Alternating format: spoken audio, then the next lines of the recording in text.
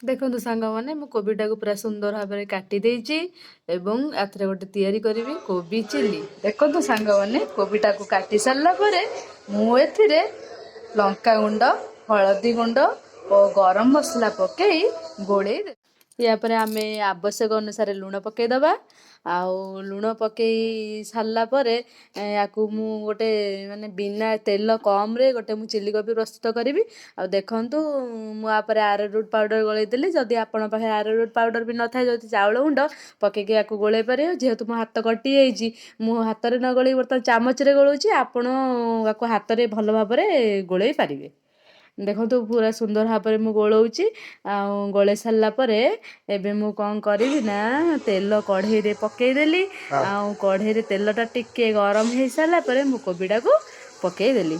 କୋବିଟାକୁ ଦେଖନ୍ତୁ ମୁଁ ଖୁବ୍ କମ୍ ତେଲ ଦେଇକି ବର୍ତ୍ତମାନ ଭାଜୁଛି, କାହିଁକିନା ଏଇଟା ଛାଣିବିନି, ଅଧିକା ତେଲ ପକେଇବିନି। ଦେଖନ୍ତୁ ମୁଁ କ୍ୟାପ୍ସିକମ୍କୁ ପୁରା ଚୁନ୍ ଚୁନ୍ କରି କାଟି ଦେଇଛି। ରସୁଣ, ଲଙ୍କା, ପିଆଜ, ଅଦା, ଧନିଆ ପତ୍ରକୁ ଚୁନ୍ ଚୁନ୍, ମୁନ୍ ମୁନ୍, ସୁନ୍ ସୁନ୍, କୁନ୍ କୁନ୍ କରି କାଟି ଦେଇଛି। ଦେଖନ୍ତୁ କୋବିଟା ଏବେ ସମ୍ପୂର୍ଣ୍ଣ ଭାବରେ ଭଲ ଭାବରେ ହେଇଯାଇଛି। ଏବେ ତାକୁ ଆମେ ପ୍ଲେଟ୍କୁ ଏବେ ତେଲ ପକେଇ ଦେଇଛି। ତାପରେ ପକେଇଲି ଜିରା, ତାପରେ ପକେଇଲି କଞ୍ଚା ଲଙ୍କା,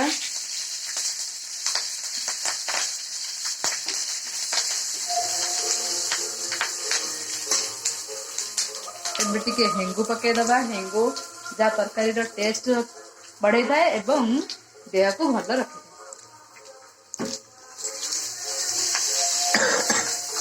ଏବେ ଦେଖନ୍ତୁ ପିଆଜ ପକେଇଦବା।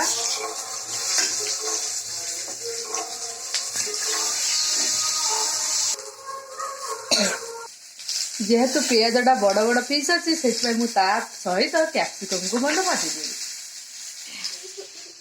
ରୋଷେଇ ଚାଲିଛି, ଏଣେ ରୋଷେଇ ସରିନି, କିନ୍ତୁ କୋବି ସନ୍ତୁଳାଟା ଏତେ ବଢ଼ିଆ ଭାବରେ ହେଇଛି ଯେ ଦି ପୁଅ ଯାକେ ବସିକି ତାକୁ ଖାଇବାକୁ ଚାଲିଛି। ଚୁନ୍ ଚୁନ୍ କାଟିଥିବା ଅଦାକୁ, ତା ସହିତ ଚୁନ୍ ଚୁନ୍ କାଟିଥିବା ରସୁଣ।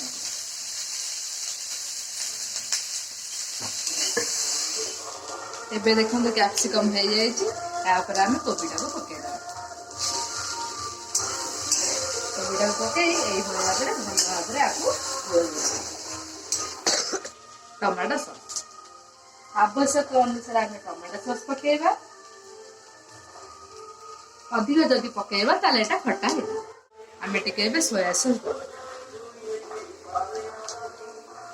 ସୋୟା ସସ୍ ବେଶୀ ଦେବେନି, ନହେଲେ ଏଟା ନଷ୍ଟ କରିଦେବ ଆପଣଙ୍କ ରେସିପି।